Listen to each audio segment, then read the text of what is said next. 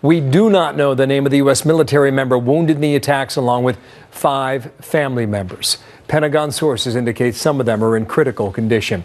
Want to bring in Walis Simons, associate editor for DailyMail.com, who is outside of the apartment of one of the terrorists now. And Jake, what do you have for us there? Well, a lot of the speculation surrounds the role of Saleh Abdeslam in all of this. He was the alleged mastermind of the Paris bombing, who was arrested just a few days ago, just a few hundred meters from where I am right now.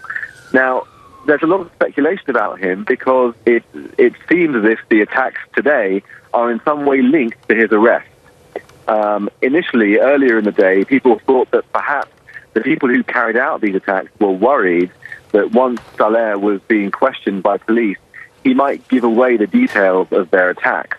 There were also thoughts that maybe this attack was a revenge on his arrest. But the latest news, given from an anonymous source within the Belgian police, is that they think that Saleh Abdeslam actually was going to be involved in the current attacks today, and that he would have actually been playing a key role in the attacks if he hadn't been arrested a few days ago. That official has been saying that Saleh Abdeslam has been forming a new network in Brussels around him following the Paris attacks, and he was intending to carry out this attack today as well. Jake, they were living in plain sight in that neighborhood, and perhaps some of them never even left the neighborhood.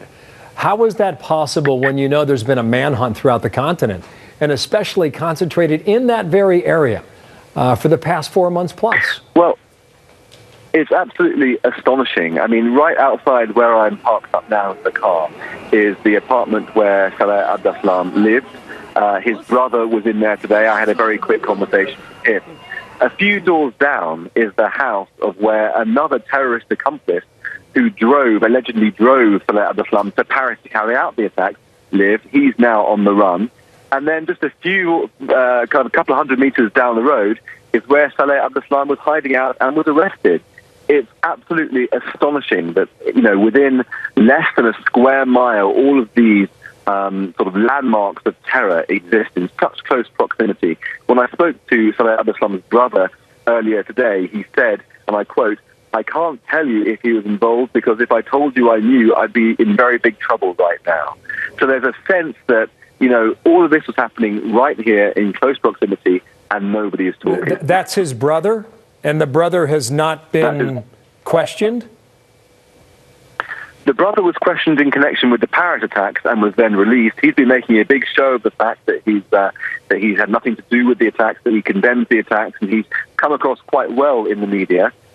We did learn a few months back that actually he had a bit of a shady past. He was found to be robbing corpses when he was working for the ambulance service, so he isn't quite as squeaky clean as he appeared. But there's no suggestion that he is in any way involved in this current attack or in the Paris attacks at the moment. Thank you, Jake. Walis Simons there outside the apartment of one of the attackers there in Brussels, Belgium. You wonder now, in that country that's been on edge for more than 4 months, when they realize yet again that they are living among them.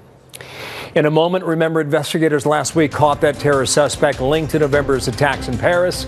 The judge argues they made a big mistake by revealing that suspect, Saleh Abdeslam, has been talking. He'll make his case next.